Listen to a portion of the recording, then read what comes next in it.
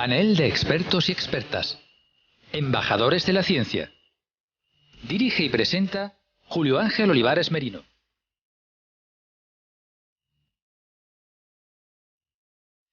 Saludos, ¿qué tal? Buenas tardes, oyentes de la radio de la Universidad de Jaén, 103.9 dial FM, si nos siguen, si nos seguís a través de nuestra página web. Bueno, lunes 4 de abril, año 2022, y ya que hablamos de años y ya que hablamos de días especiales, desde luego este lo es, porque comienza una semana en la cual la radio de la Universidad de Jaén cumple 11 años, nada más y nada menos. Hablábamos el año pasado de una voz, de la voz de una década. Ahora ya estamos cumpliendo efectivamente años en pos de lo que será ese nuevo horizonte, esa nueva meta que son los 20 años de la radio universitaria. Además, con la estela, con el eco, con la reverberación de ese encuentro que ha tenido lugar en Badajoz entre las radios universitarias de España, al cual acudieron pues el vicerrector de esta casa, o mejor dicho, perdón, el en este caso, subdirector de la radio de la Universidad de Jaén, Víctor Figueroa, y también nuestro community manager,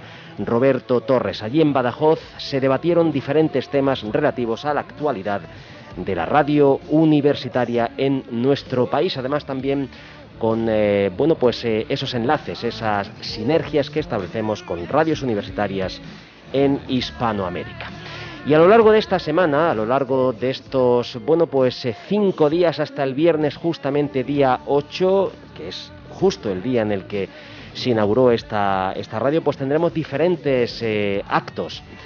Entre ellos los programas que tenemos en parrilla, ¿verdad?, que dedicarán los contenidos a la emisora, a la radio en general, a este medio. Y también tenemos, mañana, por ejemplo, dentro del proyecto Atalaya, con las universidades en red, la Universidad de Almería y Universidad también, en este caso, de Sevilla, junto con la de Jaén, las 3 radios universitarias.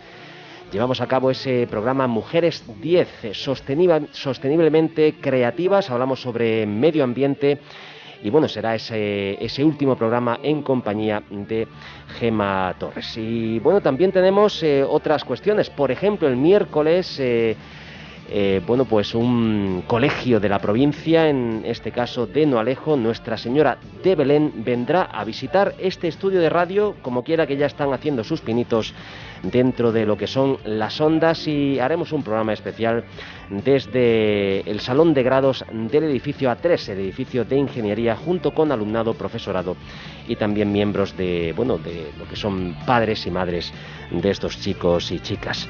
El jueves tendremos en este estudio, en el estudio de la radio de la Universidad de Jaén, un programa especial con los decanos, decanas y también los directores de escuelas politécnicas universitarias de la Universidad de Jaén, para hablar sobre la oferta de grados y también la oferta dentro del ámbito de la cultura y del deporte de nuestra universidad. Enmarcado este programa dentro de los encuentros UJA 2022. Yo creo que ha sido el preámbulo, ¿verdad?, los créditos más extensos que hemos tenido en panel de expertos y expertas hasta ahora. El caso es que hoy hemos invitado para divulgar ciencia a Santiago Pellegrina López y también a Rocío Linares. Ambos son profesores del Departamento de Psicología de nuestra universidad y nos van a hablar sobre cognición, desarrollo y educación. Ese es el nombre del grupo de investigación al que pertenecen. Santiago, de hecho, es el responsable de este grupo de investigación. José Antonio Ruiz Eliche está en las labores técnicas, Roberto Torres como community manager, y siempre se me olvida el nombre de nuestra becaria, Ángela,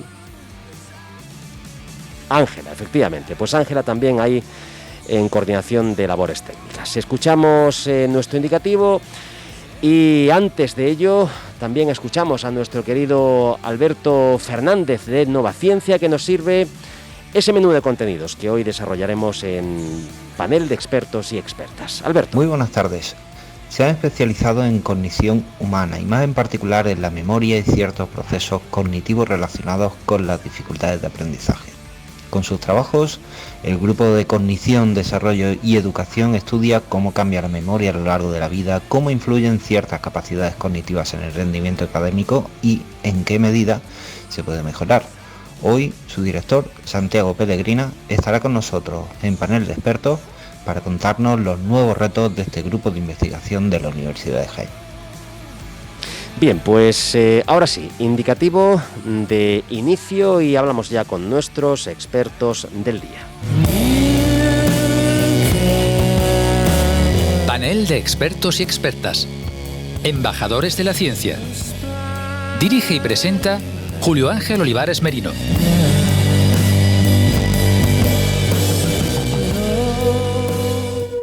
Qué semana esta, ¿verdad?, que nos espera de celebración del, en este caso, nada más y nada menos que el 11º aniversario de la radio de la Universidad de Jaén. En este estudio hemos hablado muchas veces sobre cognición, también sobre desarrollo y también sobre educación. Hoy vamos a hablar sobre las tres cosas, precisamente.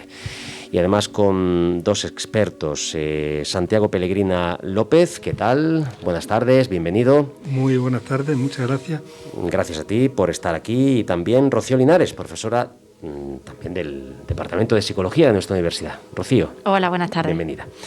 Bueno, vamos a hablar, como siempre nos gusta hacer, hacemos una especie de retrospectiva, enmarcamos lo que es el día a día de este grupo de investigación, pero siempre nos gusta conocer también un poquito los entresijos, el propio día a día, ¿verdad? Todo lo que hay detrás de ese trabajo que realizáis, además que ponemos en valor en este programa.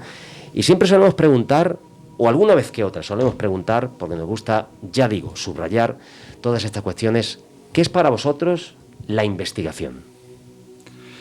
Bueno, pues en principio la investigación es una actitud humana de preguntarse por qué suceden las cosas, cuáles son las causas de los fenómenos, de lo que nos ocurre cotidianamente. Lo que pasa es que la sociedad pues ha estructurado este tipo de actividad y entonces demanda a una cierta parte de los miembros de la sociedad que investiguen determinadas cosas, pues por una parte para adquirir conocimiento acerca del mundo.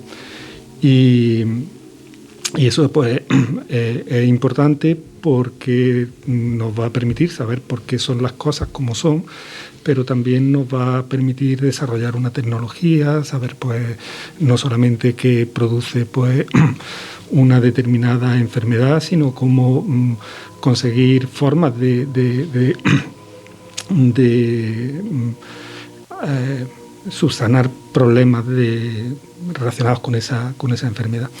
Entonces, bueno, pues es algo bastante complejo y en esa actividad que se inserta en las demandas de lo que sería una sociedad moderna, pues hay una profesión que son los investigadores que nos dedicamos, cada uno en nuestra parcela, a intentar dar respuesta a lo que la sociedad, normalmente científica, demanda en cada momento. Entonces, pues intentamos aportar ese conocimiento que en un futuro pues puede ser utilizado pues para el beneficio de los miembros de la sociedad en general. Sí, es un poco como lo entiendo yo. Rocío, comentaba o subrayaba Santiago dos conceptos fundamentales. La demanda por parte de la sociedad, en concreto de la comunidad científica, también esta cuestión repercute definitivamente en la sociedad en general y bueno, el hecho de subsanar, ¿no?, a través de investigaciones, a través de esa serie de proyectos a partir de lo que se demanda.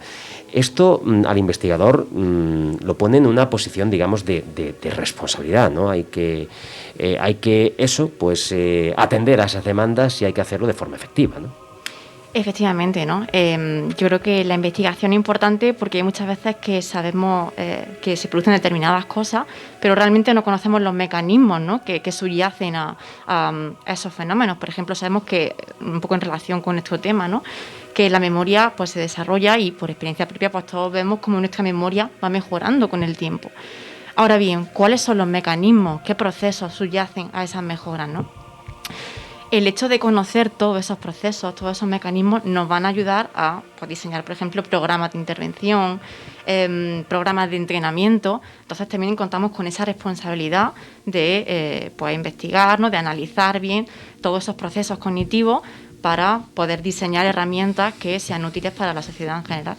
Bueno, me resulta curioso y además muy llamativo y muy positivo, porque estamos entrando ya casi en materia sobre cuestiones que vamos a desarrollar a posteriori, pero afirmabas, Rocío, la memoria mejora con el tiempo.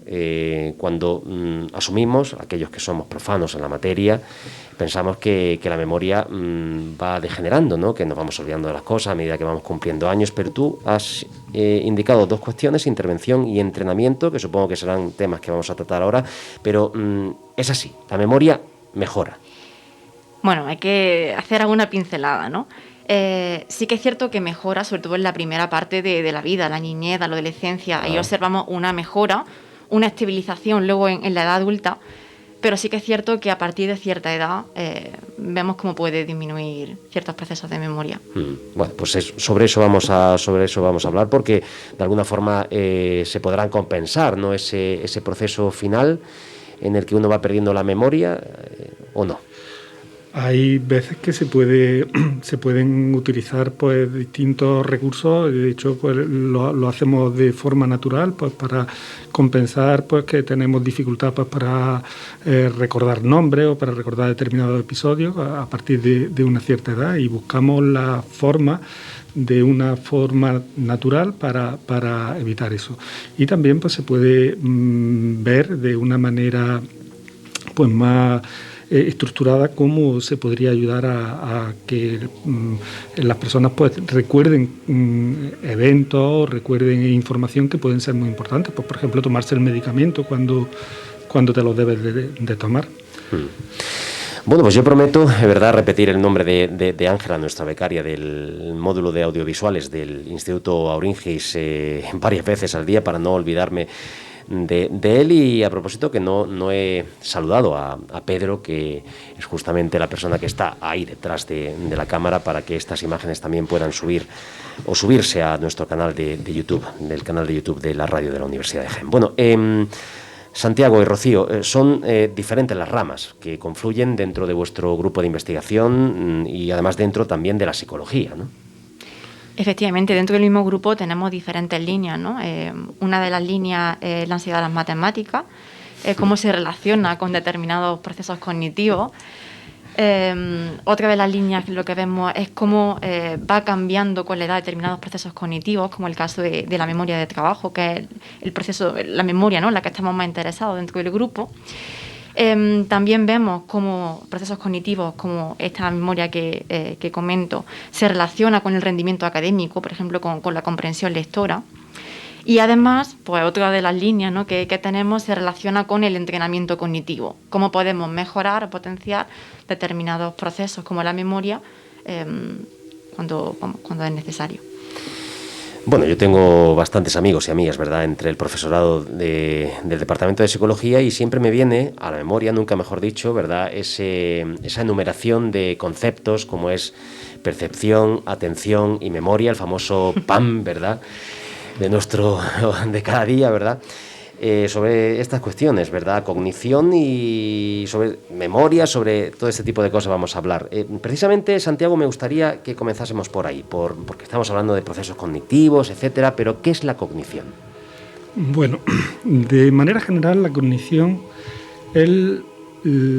son los mecanismos que nos hacen reaccionar al ambiente. Nosotros reaccionamos de una manera muy compleja, pero podemos pensar que es algo intrínseco a cualquier ser vivo. Una bacteria puede reaccionar a un medio pues más ácido, pues alejándose. Tiene que entender qué sucede en su entorno para realizar comportamientos adaptativos, para poner su vida, alejarse de peligro o acercarse a la comida o a los nutrientes.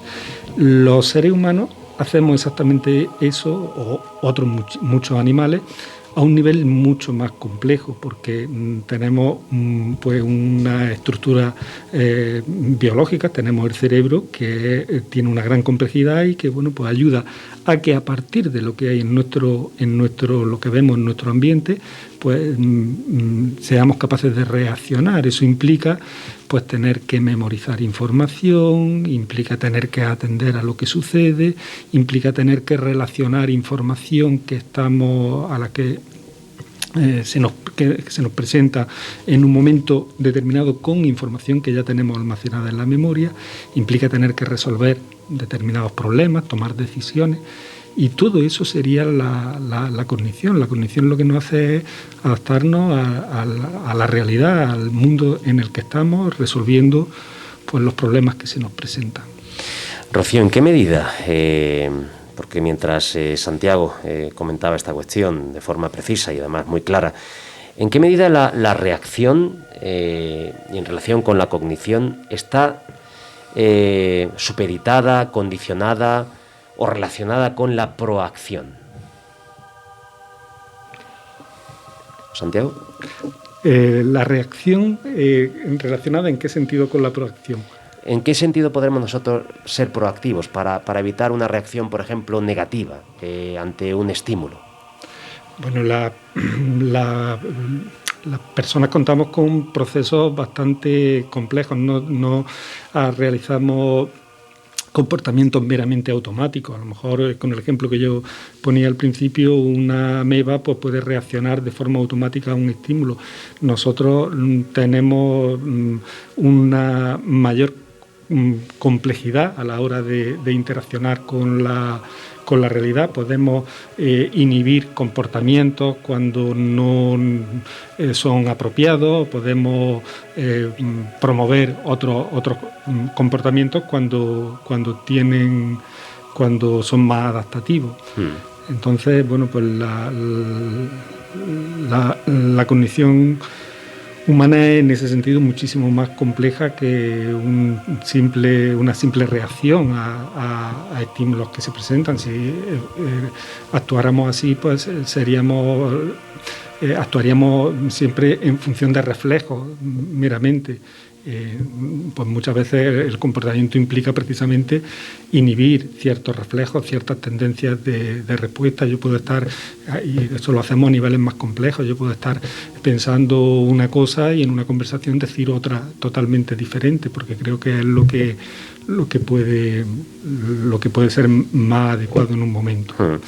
Ahora repasaremos todo lo que ha sido la trayectoria del grupo, pero a raíz de lo que comentas, bien Rocío, bien tú, Santiago, supongo que las reacciones pueden ser reacciones ante unos estímulos que provocan placer, otros que provocan displacer o, digamos, angustia, y aquí definitivamente tenemos que hablar de las fobias, ¿no? Uh-huh. Está muy relacionado con vuestro trabajo, ¿no? Sí, está relacionado con una de las líneas que es la de la densidad de las matemáticas, ¿no? Sí que es cierto que las personas reaccionan pues de manera diferente, ¿no? Cuando encuentran un estímulo que es amenazante, ¿no? Que creen que puede poner en peligro su supervivencia, ¿no? Lo que ocurre que, bueno, que en el caso de la ansiedad de las matemáticas, pues los números no, como tal, no es un estímulo, ¿no? Que a nivel biológico pues no produzca ese malestar, ¿no? Pero sí que es cierto que, se plantean determinadas causas, determinados factores que pueden estar implicados, que hay un gran porcentaje de personas, mucho más de los que nos imaginamos, que sí que reaccionan de una manera, pues, digamos, más exagerada ante determinados estímulos, como son los números y las operaciones que tienen que realizar con ellos. Bueno, pues vamos a hablar sobre esos inicios, ¿verdad, Santiago? No sé si has sido responsable de este grupo desde el principio, justamente desde que se inició la andadura del grupo de investigación y bueno, ¿cómo fue esa primera etapa? ¿Cómo se ha desarrollado todo? Bueno, pues yo creo que como muchos grupos aquí en la Universidad de Jaén, que es una universidad joven, el embrión de este grupo pues viene de un grupo que sigue estando en la Universidad de Granada y al que pertenecíamos.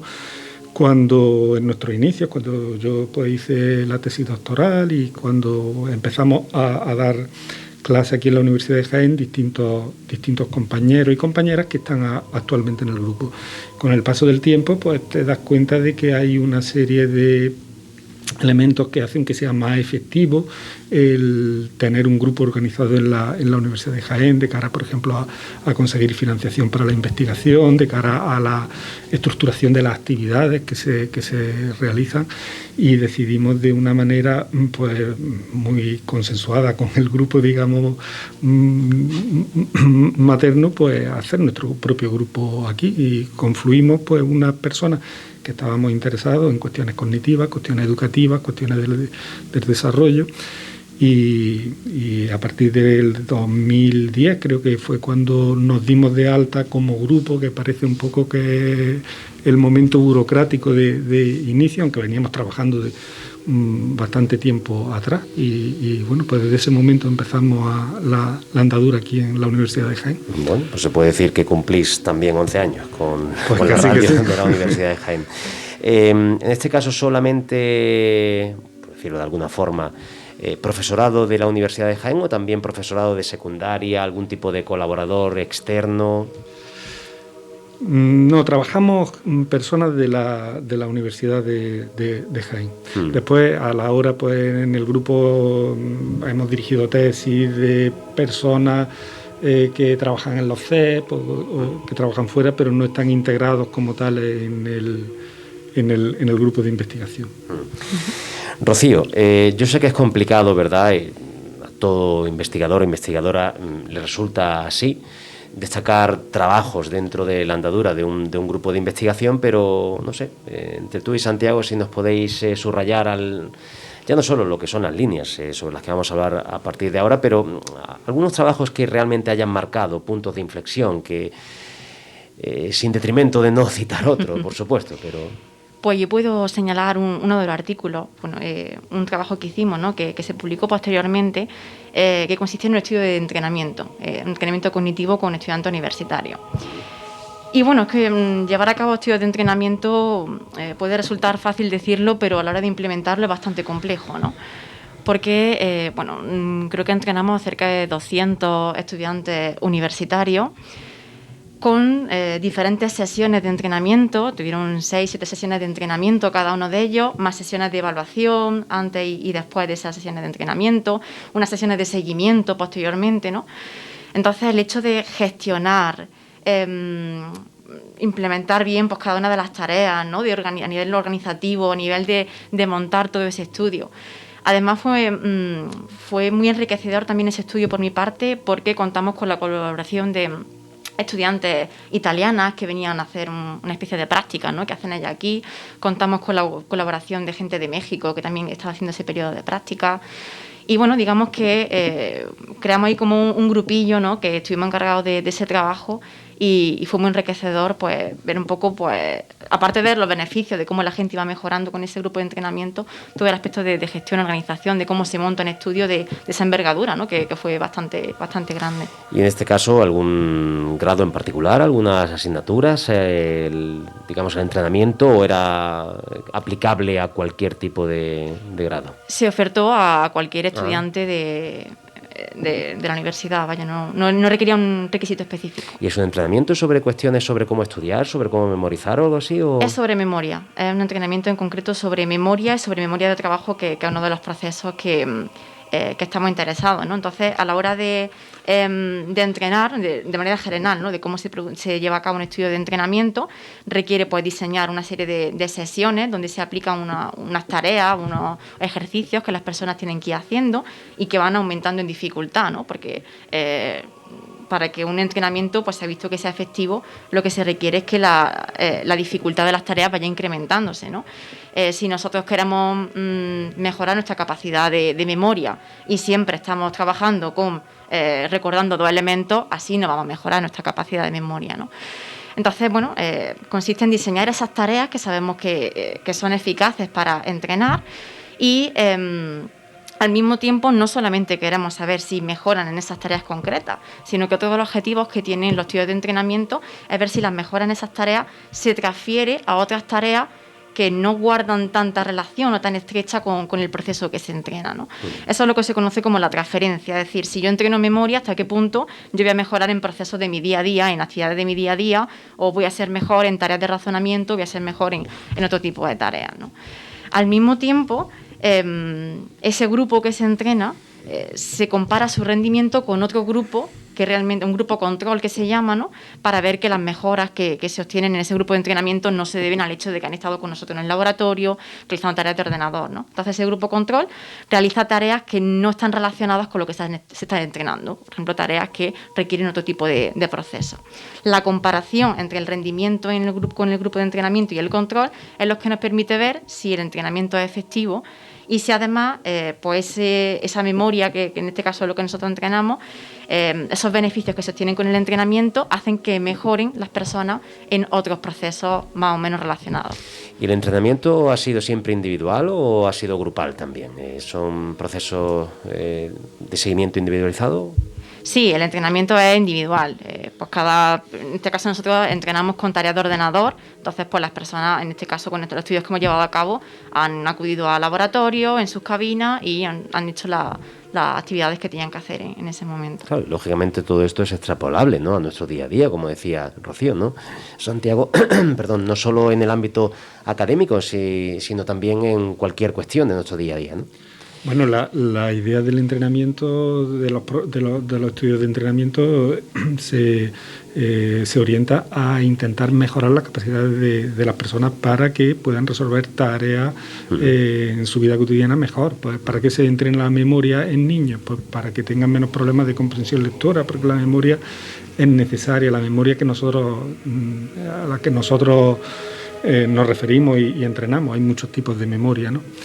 Y entonces pues va orientado a eso. ¿Para qué se entrena en personas mayores? Pues para que se olviden menos de hechos importantes que tienen que realizar en su vida cotidiana, pues desde la toma de un medicamento hasta recordar citas o recordar lo que tienen que hacer. Esa es la orientación. Yo no sé si vamos con esta pregunta que voy a plantear ahora, si vamos a tocar cuestiones relacionadas con lo que a posteriori vamos a abordar, pero me pregunto claro, me viene a la mente todo aquello de memorieta, hincar los codos, etcétera, etcétera. ¿Hasta qué punto influye en la memoria, verdad, ese margen de improvisación que puede tener la capacidad de asociación entre conceptos? Imagino que si se aprende de memoria, si se aprenden 4 bloques y uno se olvida del tercero, a lo mejor no sabe pasar al cuarto. Esa capacidad de asociación, esa capacidad de creatividad, esa capacidad de improvisación, ¿hasta qué punto es necesaria en estos procesos? Bueno, son un proceso totalmente siempre complementario y muchas veces pensamos la memoria como algo pues muy limitante para la persona, pero la memoria es necesaria para realizar cualquier actividad, y cuando una persona quiere llegar a ser experto en algo, tiene que memorizar muchos hechos, si no, no puede ser experto. Entonces muchas veces decimos, no, en la escuela no hay que intentar quitar la memoria. Evidentemente hay que quitar el que te aprendas la lista de los Reyes Godos, pero si tú no tienes bien estructurado y bien articulado una serie de conceptos, probablemente no vas a ser capaz de abstraer relaciones entre otra información que te puedan dar. Entonces la memoria es la base con la que funciona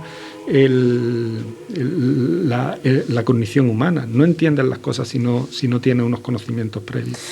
Claro, lógicamente es como tener un guión al que uno pueda en un momento dado recurrir, ¿verdad?, después de haber interiorizado lo que es globalmente los contenidos. Bueno, qué interesante, ¿verdad?, qué interesante.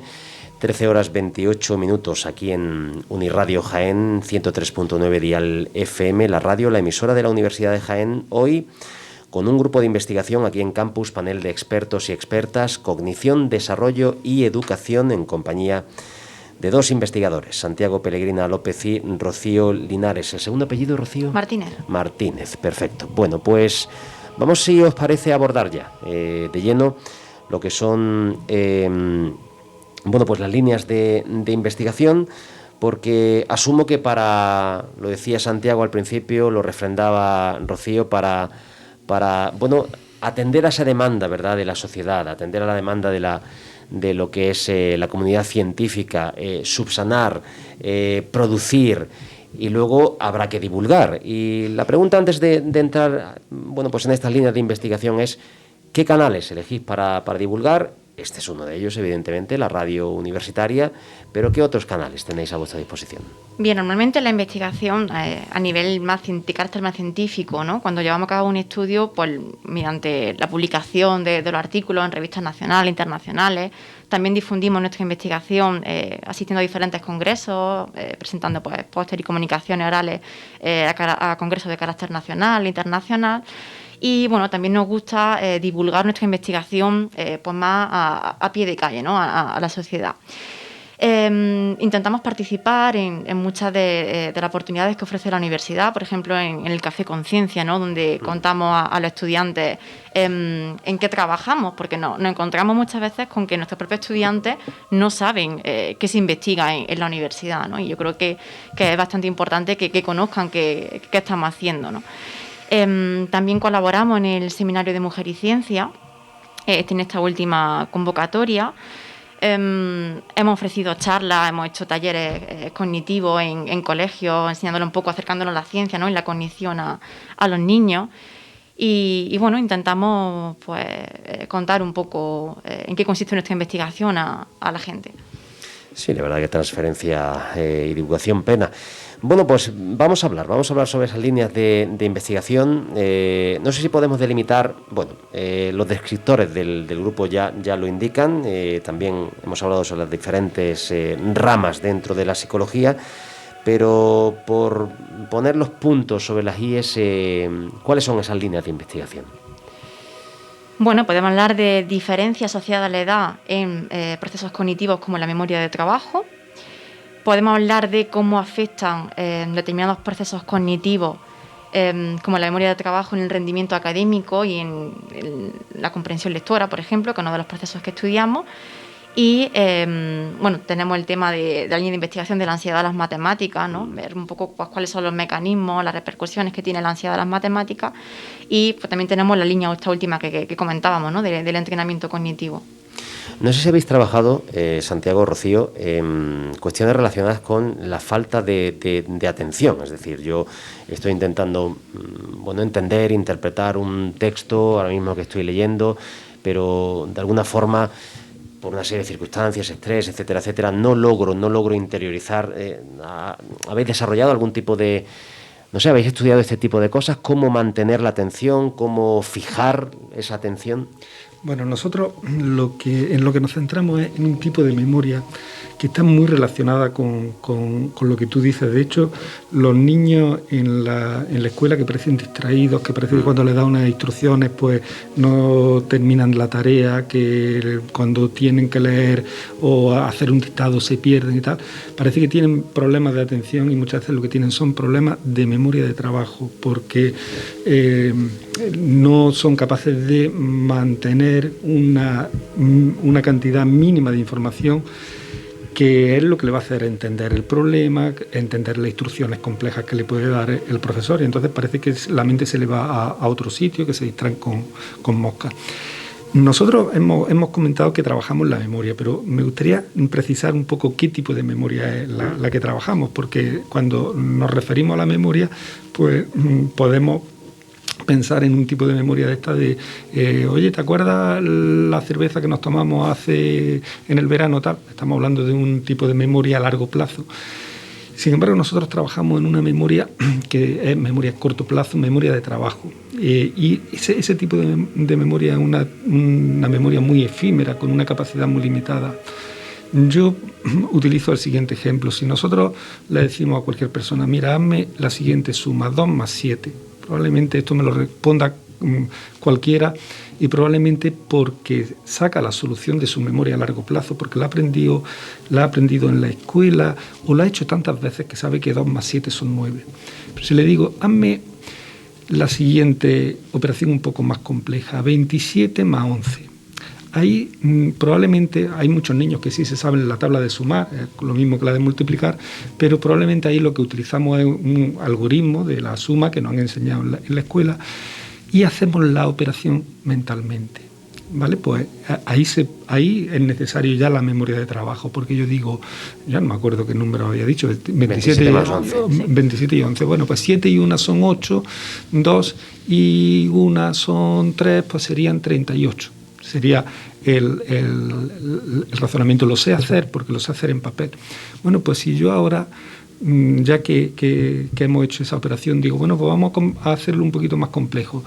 258.523 más 424.128. El mecanismo es el mismo. Te estoy diciendo que haga exactamente lo mismo, pero no puedes hacerlo porque esa información no cabe en tu memoria de trabajo.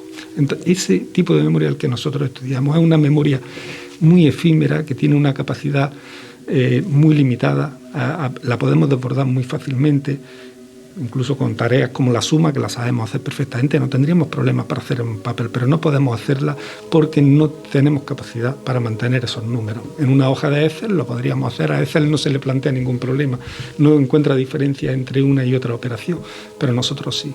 Esos son los problemas de memoria de trabajo. Entonces, para hacer lo que estamos haciendo ahora, que es comprendiendo, siguiendo el hilo de una conversación, comprender un texto, entender cómo se resuelve un problema de matemáticas, para todo eso hace falta la memoria de trabajo. Es tan importante, todos sabemos la relación que hay entre la inteligencia y el rendimiento académico. Nos guste o no nos guste, si administramos una prueba de inteligencia y una prueba de rendimiento académico, encontramos una correlación clara. Bueno, pues pasa lo mismo con la memoria de trabajo. Es tan predictor del rendimiento académico, de lo bien que le va a ir a un niño, a una niña en la escuela, como puede ser una prueba de inteligencia, porque es algo necesario, un elemento necesario para razonar, para resolver problemas, para comprender.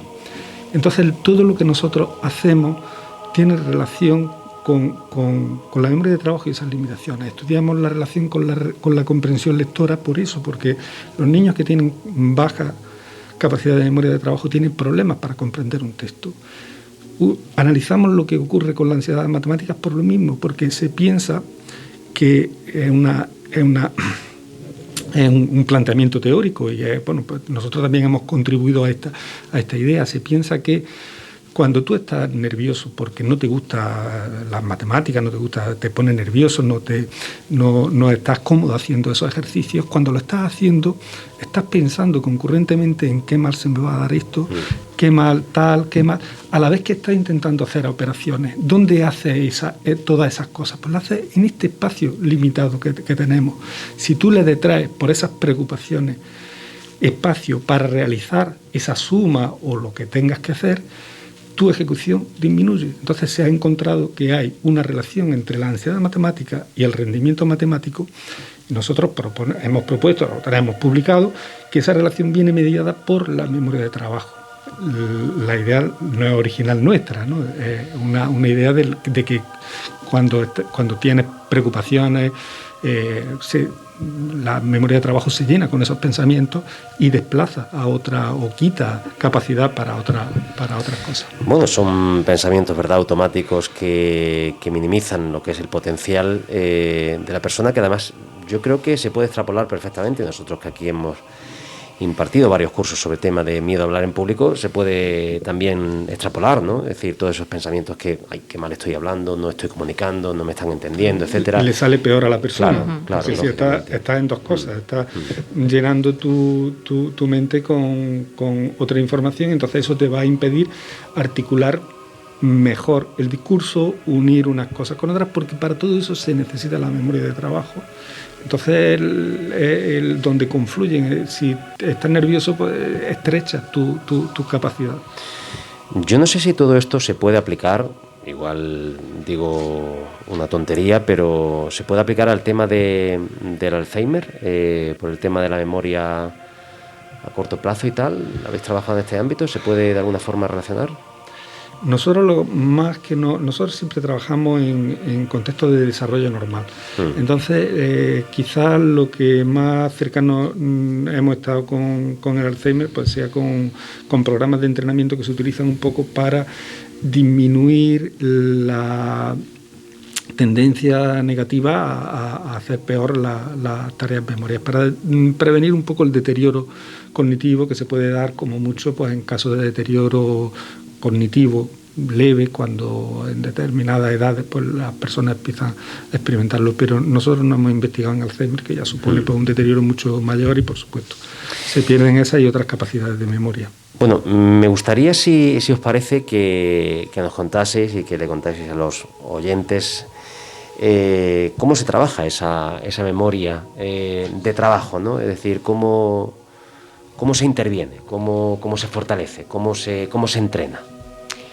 Pues mira, nosotros en los programas de entrenamiento en memoria de trabajo lo que hacemos es diseñar una serie de actividades en los que las personas tienen que realizar operaciones muy sencillas, porque hemos visto que la memoria de trabajo pues está implicada en tareas del día a día, ¿no? Entonces diseñamos actividades que tienen que hacer pues simplemente sumas muy cortitas, o tienen que memorizar números, diferentes números.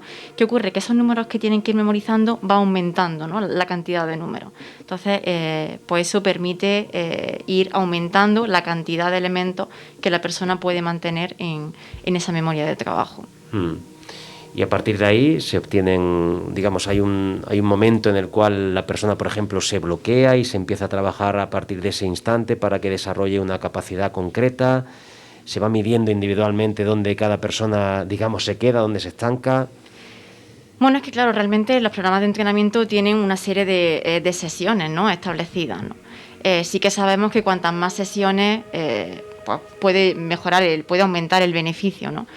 Lo que pasa es que, bueno, por cuestiones de organización, de disposición, pues no podemos hacer programas de entrenamiento que duren muchísimo, ¿no? Entonces, sí que observamos que conforme van aumentando estas sesiones de entrenamiento, el rendimiento de los participantes mejora y continúa mejorando hasta el momento en el que prácticamente finaliza, ¿no?, el estudio. Entonces, bueno, no sabemos si llegamos al límite de esa persona o si incluso pues podría llegar a mejorar un poco más. Solamente números, lo digo porque hace unos días adquirí un aparatito muy curioso, que además yo creo que tiene que ver mucho con lo que estáis comentando. Tiene cuatro botones con luces y él te plantea una secuencia de colores: verde, azul y rojo. Y entonces le da uno verde, azul y rojo. Y luego te dice verde, azul, rojo, naranja, y naranja 2 veces. Y tienes que seguir con la secuencia hasta que... Esto es un poco lo que estáis trabajando, ¿no? Bueno, es algo parecido. De hecho, para hacerse una idea de en qué consiste en este tipo de ejercicios, una buena idea que todo el mundo conoce son los juegos estos de brain training que había pues hace 4 o 5 años. Pues muchos de estos juegos están basados en las tareas que se utilizan en psicología cognitiva, pues se basan en los mismos, simplemente se han tomado y la han adaptado. Y nosotros cuando hacemos entrenamiento en estos componentes, pues de alguna forma hacemos ejercicios muy parecidos. De hecho, a veces pues el brain training tiene ejercicios pues, muy bien implementados, porque los ejercicios requieren pues que vayan incrementando en dificultad en función de la ejecución de cada persona. Y bueno, pues tienes que saber muy bien los tiempos en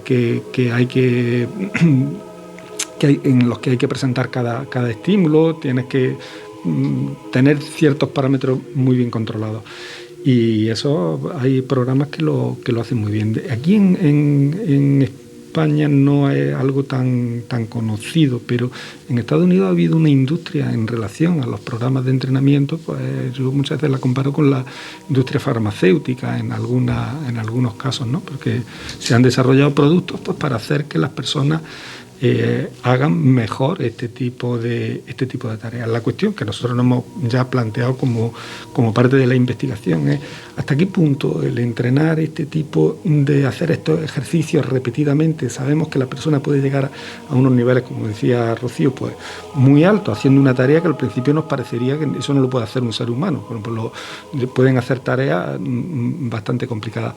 La cuestión es hasta qué punto eso después tú lo generalizas a otras situaciones de la vida cotidiana. Es un poco como si hacemos una analogía con un gimnasio, ¿no? Si tú vas a un gimnasio y te entrenas en pesas, eso después te vale para que tú corras más, o para que tú hagas tu día a día. Y esa es la cuestión que a nosotros nos ha interesado.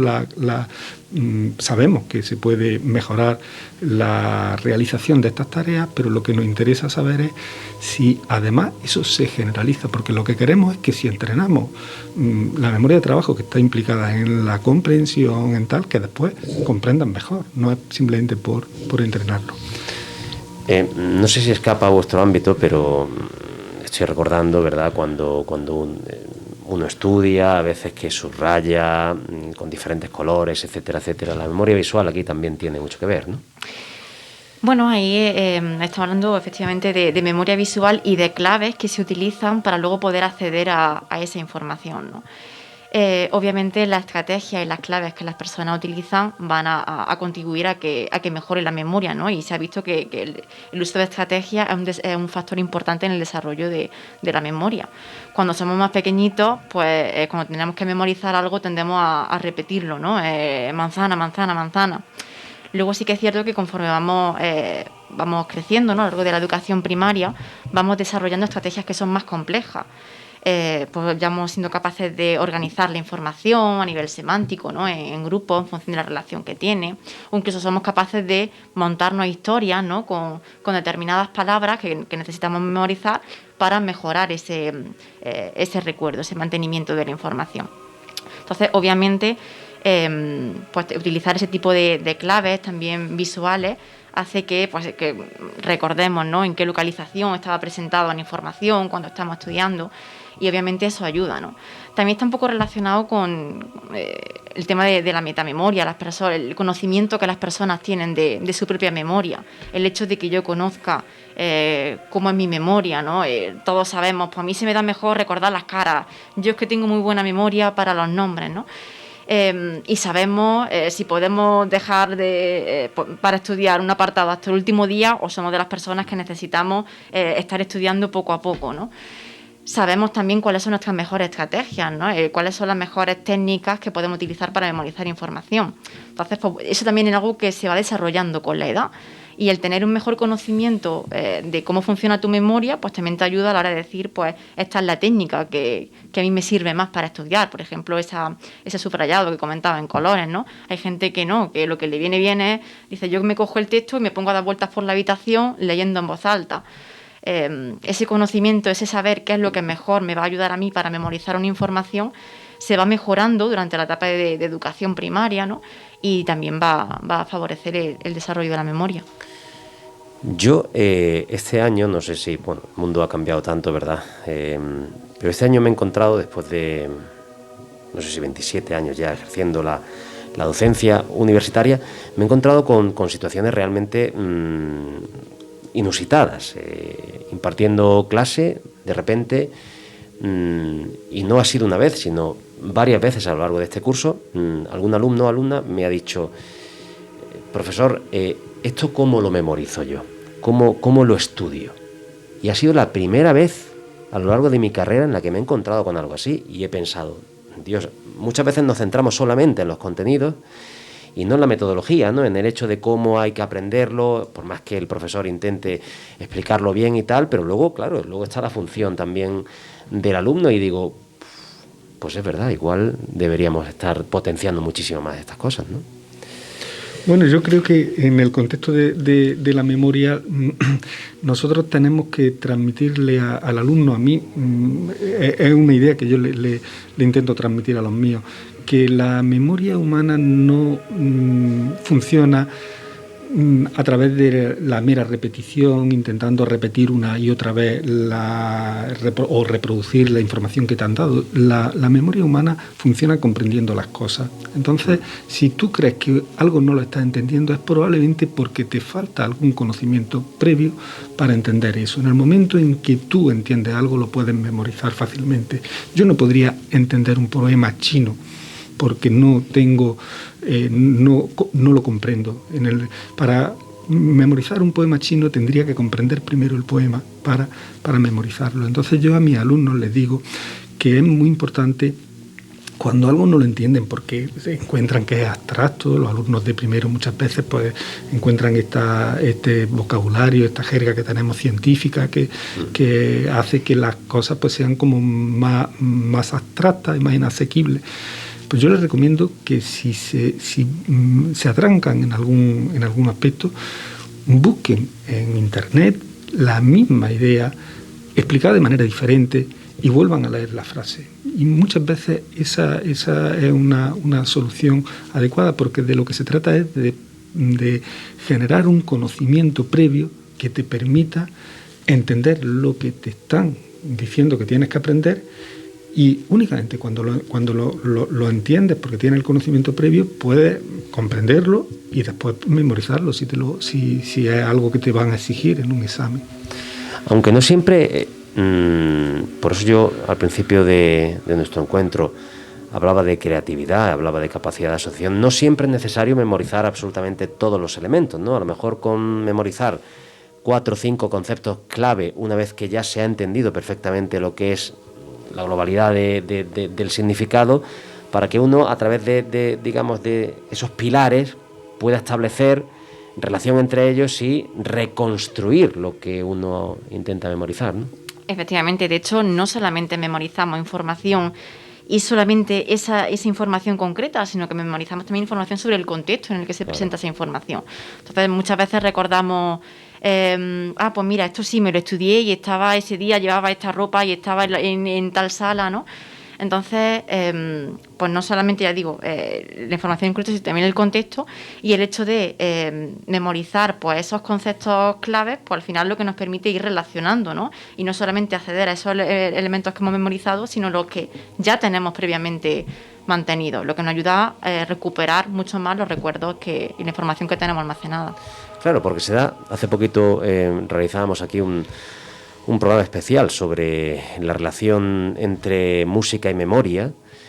Se da al mismo tiempo que las circunstancias en las cuales uno, y en mi caso lo es, nunca llegué a interiorizar las matemáticas, ni la química, ni la física de forma agradable, se da también la otra circunstancia, que si uno tiene una circunstancia o digamos una sensación placentera de estar aprendiendo algo que le gusta, eso facilita mucho más el mecanismo, ¿no? Claro, evidentemente, la motivación es algo fundamental, es la energía que nos hace pues profundizar y aprender, entusiasmarnos con lo que aprendemos.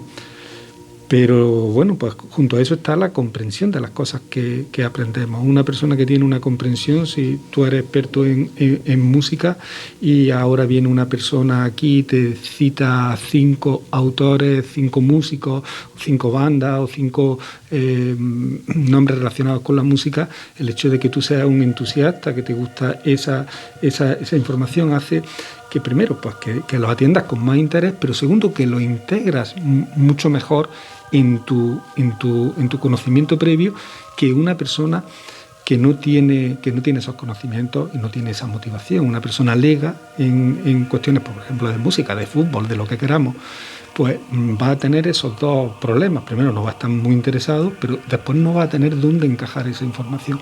Lo que para ti, aprenderte 10 nuevos nombres de bandas musicales es algo que realizas sin coste prácticamente, porque te lo van diciendo y lo vas encajando en tus conocimientos previos.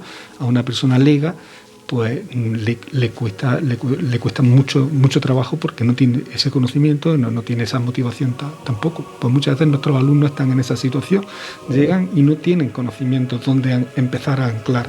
Y claro, el trabajo que tienen que hacer de memoria es un trabajo pues mucho más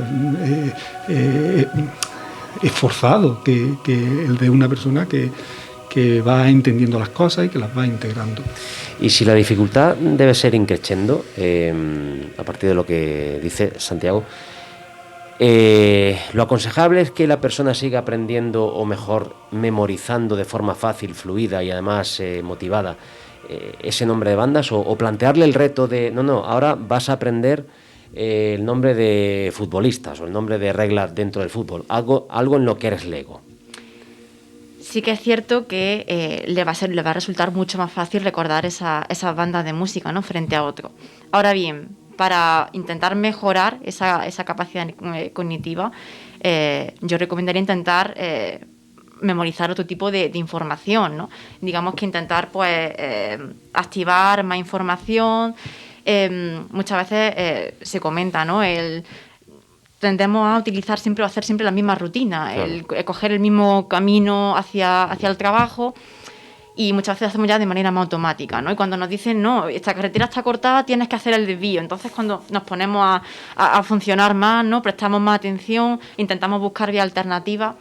Entonces, bueno, sí que es cierto que podemos seguir cogiendo siempre el mismo camino, pero no vamos a mejorar en ese sentido, ¿no? Entonces, la manera en la que podamos, digamos, darle ciertos desafíos al cerebro, obviamente, nos va a permitir mejorar.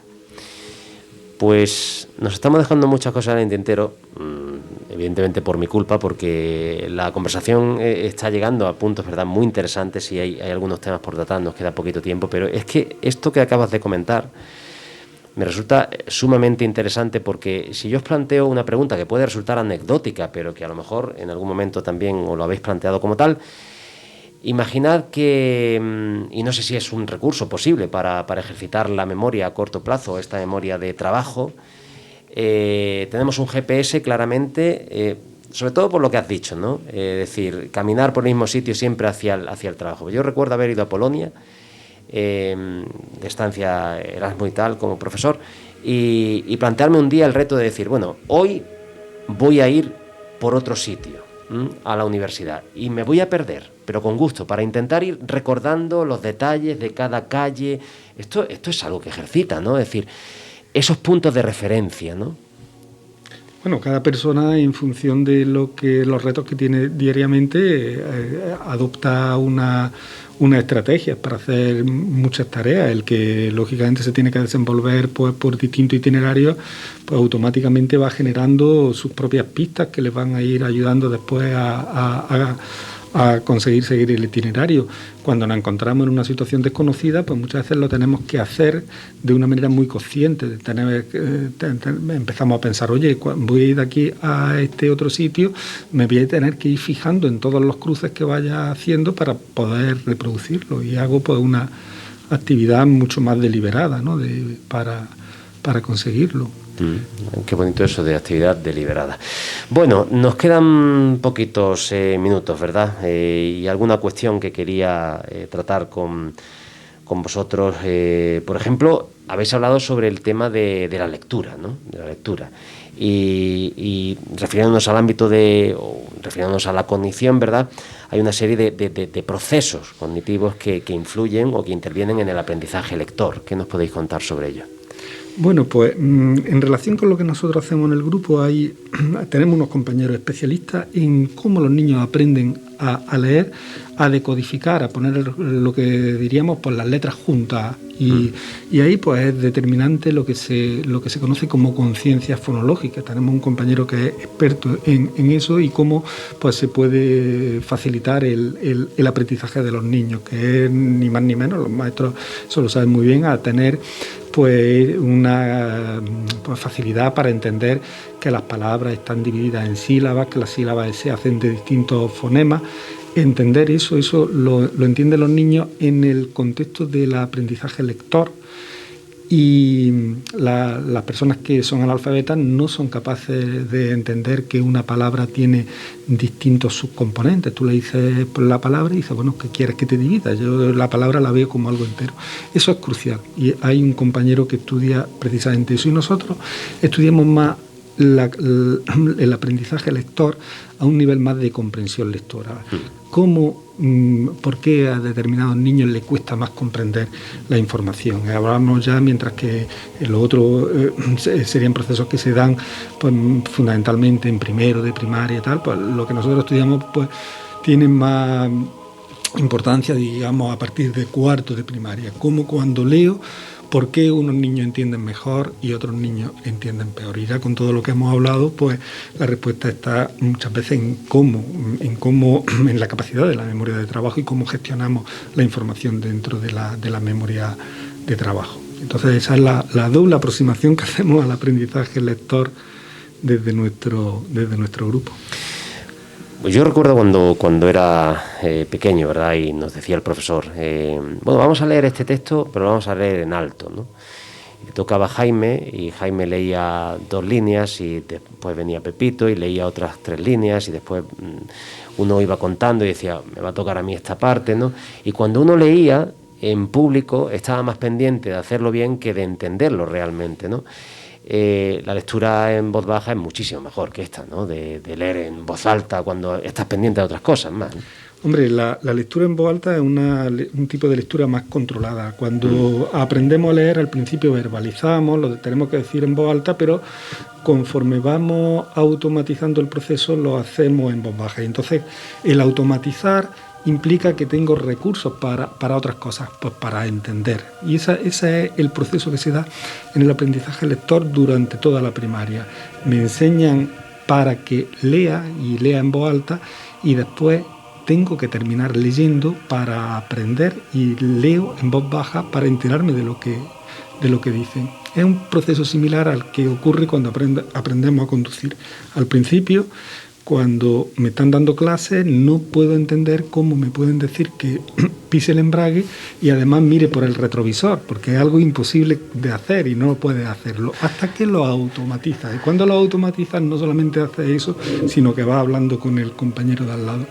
Pues con la lectura pasa un poco eso, y cuando una persona es capaz de leer en voz baja, quiere decir que lo ha automatizado, que lleva ya como el coche de manera bastante automática. Entonces puede dedicarse a comprender a lo que le dice el copiloto, o a lo que le dice el mensaje de lo que está leyendo.